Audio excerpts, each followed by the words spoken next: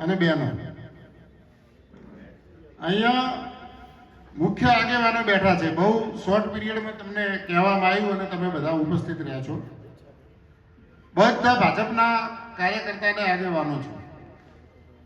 તો તમને વિનંતી કરવાની વિશેષ જવાબદારી માટે અહીંયા બોલાયા છે કે આપણે તો કરવાના ભાજપ માટે. તમે અહીં બેઠેલા તમામ આગેવાનો ભાજપને વોટ આપવાના જ છો, ભાજપ માટે મજૂરી કરવાના છો. પણ આપણે જે ગામમાંથી આવ્યા, જે ગામના લોકો અહીંયા આવ્યા છે, એ પોતપોતાના ગામની જવાબદારી લે.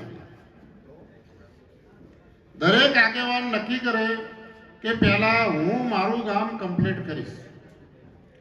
પોતાનું ગામ કમ્પ્લીટ કરવા માટે શું કરવાનું છે?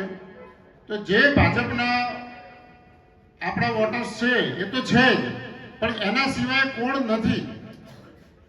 તો કેમ નથી? તો એમાં બે વાત છે કે ક્યાંક આપણે એમને કહેવા માટે નથી ગયા. એ લોકોને વોટ પણ આપવા હોય પણ એમને એમ કે આ તો અહીંથી બાજુથી નીકળે તો કહેતાય નથી, તો પછી શું? ક્યાંક આપણે વિધાનસભાનું કે બીજી ચૂંટણીનું મગજમાં રાખતા હોઈએ છીએ, પણ વિધાનસભાનું સમીકરણ અને લોકસભાનું સમીકરણ અલગ અલગ હોય છે.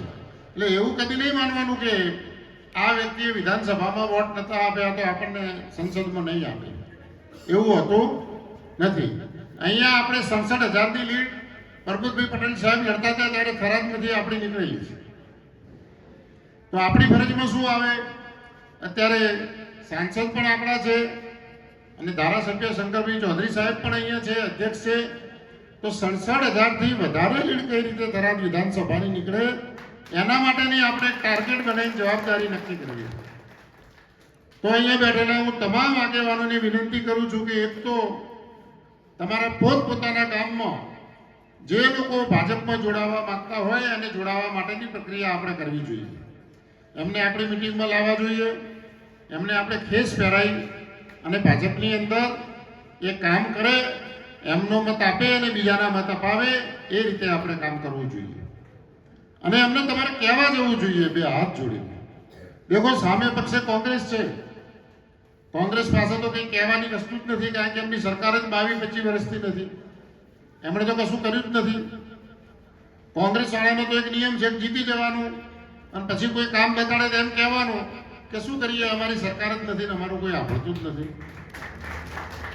વિધાનસભામાં જ્યાં કોંગ્રેસ જીતી ત્યાં જ કે સંસદમાં જીતવાના નથી, પણ જીતે તો જવાબ તો પહેલેથી નક્કી છે. તો આપણે સમજાવવું પડે આપણા ગામમાં રહેતા લોકોને કે આ સંસદની ચૂંટણી પતે તો અત્યારે ચૂંટણી પહેલા ને ચૂંટણી પછી ગુજરાતમાં તો સરકાર ભાજપની જ છે, એમાં તો કોઈ ફેરફાર છે જ નહીં. વડાપ્રધાન નરેન્દ્ર મોદી જ થવાના છે, એમાં પણ કોઈ ફેરફાર છે નહીં. તો જો વિકાસને અટકાવવો ના હોય તો એક જે આપણી આખી લિંક હોય વિકાસની, કે તાલુકા પંચાયત આપણી હોય, જિલ્લા પંચાયત આપણી હોય, ધારાસભ્ય આપણા હોય, સંસદ સભ્ય આપણા હોય, રાજ્ય સરકાર આપણી હોય અને જો કેન્દ્ર સરકાર આપણી હોય તો જ વિકાસ થઈ શકે. અત્યારે ટૂંકા ગાળામાં આપણા થરાદમાં માનો કે 1.25 વર્ષમાં જે કઈ યોજનાઓ શંકરભાઈ સાહેબ લાવ્યા, કે આપણા સંસદ સભ્યશ્રી મહેનત કરીને 50 કરોડની હોસ્પિટલ બનાવી, કે જીઆઈડીસી મંજૂર કરી, કે પાણીની પાઇપલાઇન મંજૂર કરી, પણ એ ક્યારે થાય? આપણી રાજ્ય સરકાર છે એટલે થાય છે. સરકાર ના હોય તો થાય? તમે જીતેલા હોય તો શું કરી શકો? એવી રીતે કેન્દ્રમાંથી પણ પૈસા ગમે એટલા અહીંયા લાવવા હોય તો ઉપર સરકાર આપણી હોય તો જ થાય. આ વાત તમે સમજેલા છો, પણ તમારે જેને મળવા જાઓ ને એને સમજાવે, એમને કહેવું પડશે કે આ વિકાસનું જે પ્રવાહ છે દિલ્હીથી થરાદ સુધી જે સરકાર નાણાં મોકલી રહી છે, કામ થઈ રહ્યું છે, કામને અટકાવવું ના હોય તો ભાજપના ઉમેદવારને જીતાડવા પડે. પણ જે આવે છે પૈસા એનાથી પણ જો 10 ગણું કામ આપણા વિસ્તારમાં કરાવવું હોય તો પછી ભાજપના ઉમેદવારને 5 લાખથી વધારે વોટે જીતાડવા. આપણી જે આ ચૂંટણી છે ને એ જીતવા માટેની નથી, આપણા ઉમેદવાર જીતવાના જ છે. કોંગ્રેસના ઉમેદવાર એમ કે અમે જીતવાના છીએ તો કહી દેવાનું કે તમે જીતવાનું નક્કી હોય તો વિધાનસભામાંથી હાલતો રાજીનામું, પહેલું હાલતો જ લોકોને ભરોસો થઈ જાય કે તમે જીતવાના છો. પણ ઉમેદવાર આપણે જ જીતવાના છે. એની લીડ કઈ રીતે વધારે આવે એના માટે જે આપણી સરકારે કામ કર્યા, જે વિકાસના ફળ, હું ઘણી વખત કહું છું, વાવ થરાદની વાત કરું ત્યારે તમને તો તમારી ખબર હશે, પણ અમારી બાજુ વાત કરીએ કે અત્યારે સૌથી વધારે ફોર્ચ્યુનર ગાડી વાવ થરાદમાં છે ને? જમીનના સૌથી મોંઘા ભાવ અમદાવાદ કરતા વધારે થરાદના 4 રસ્તા ઉપર છે. સૌથી વધારે સોનું ચાંદી આખા જિલ્લામાં વાવ થરાદમાં વેચાય. સૌથી વધારે ટ્રેક્ટરો, કોઈ ટ્રેક્ટરની એજન્સી હોય તો પૂછી આવજો ગુજરાતમાં, એમને સર્ટિફિકેટ મળે નંબરનો કે મેં ટ્રેક્ટર સૌથી વધારે વાવ થરાદમાં વેચ્યા, મારી એજન્સી છે ને, એમને એમનું સર્ટિફિકેટ મળે છે. આ બધું શેના કારણે છે? 2 વસ્તુના કારણે છે. એક, જો નર્મદાના પાણી ના હોત તો આ વસ્તુ ના બને, અને બીજું, જો બનાસ ડેરી ના હોય, આપણી બધાની સાઈડ આવક ના હોય, હજાર કરોડ રૂપિયાનો વધારો ના આવતો હોય, 1000 કરોડ કોને કહેવાય?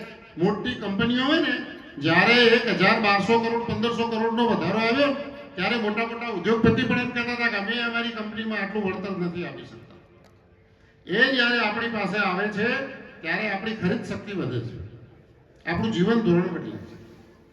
તો જે બનાસ ડેરીના કારણે આપણું જીવન ધોરણ બદલાણું હોય, એ બનાસ ડેરીના આદ્ય સ્થાપક ગલબા કાકાની દીકરી ચૂંટણી લડતા હોય તો આપણે આપણો બદલો ઉતારવો જોઈએ કે ના ઉતારવો? આ તમારે ગામમાં જઈને સમજાવવાનું છે.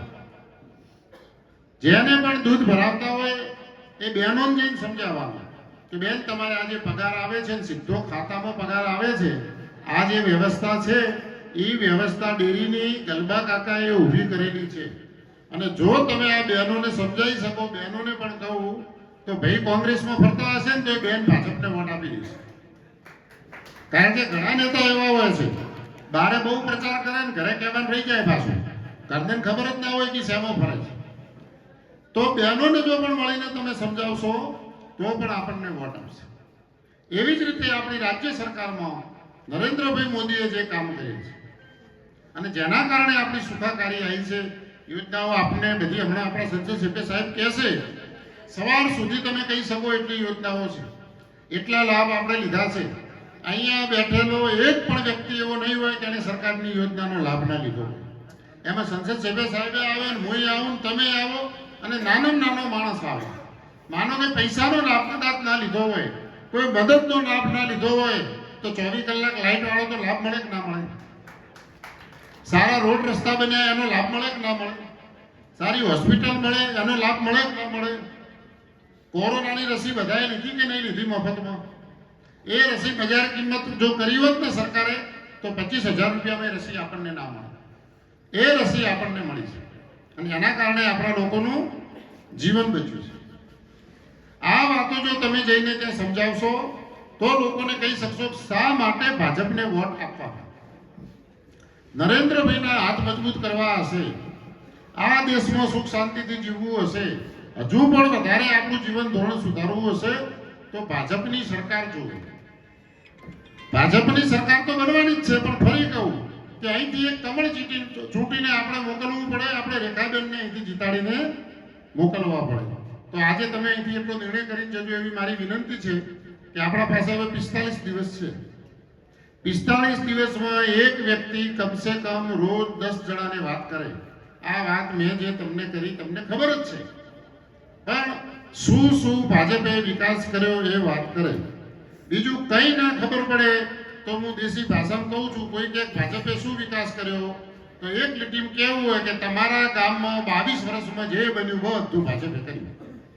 22 વર્ષ પહેલા નતું એ બધું કોંગ્રેસનું. પછી એમના ગામમાં એ હાથે ગણી લેશે કે બોલો 22 વર્ષમાં તમારા ગામમાં શું થયું? આ બધું ભાજપનું કરેલું છે. અને જો આ બધી સગવડનો લાભ લેતા હોય, મોદી સાહેબે લાભ સમાન ધોરણે આપ્યો છે. એવું કોઈ નથી કે નર્મદાની નેર કોંગ્રેસ વાળાના અહીંયા ના નીકળે, ભાજપ વાળાની અહીંયા નીકળે, કે આ સમાજ વાળાના અહીંયા ના નીકળે, આ સમાજ વાળાની અહીંયા નીકળે.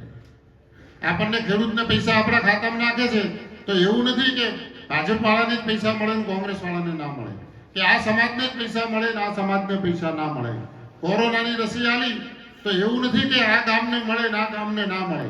અહીંયા ભાજપનો ધારાસભ્ય નથી તો એને રસી ના મળે ને અહીંયા મળે.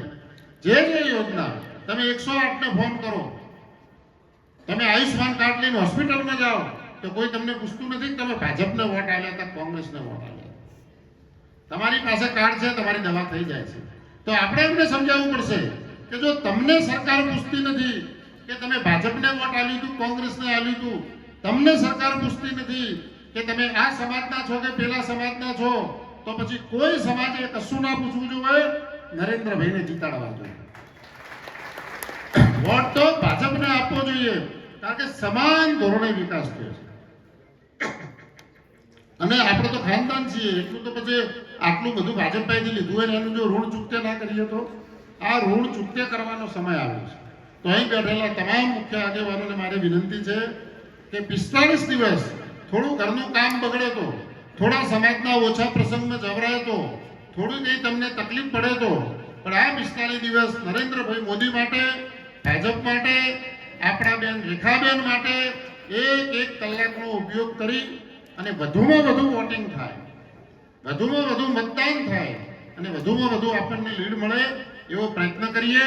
અને આપણા સંસદ સભ્ય સાહેબ, અધ્યક્ષ સાહેબ જ્યાં જાય ત્યાં છાતી ગાડીને ઊભા રહી શકે કે દેખો આ અમારું થરાદ પેટીઓ ભરી નાખવાની છે. કચકચાઈને લાભ લીધા છે સરકારમાં? નથી લીધા. 17ના પૂર્વમાં, 15ના પૂર્વમાં કચકચાઈને પેટીઓ ભરી નાખવાની છે. આ વિનંતી કરવા માટે તમને આવ્યા છીએ. અસ્તુ. ભારત માતા કી જય.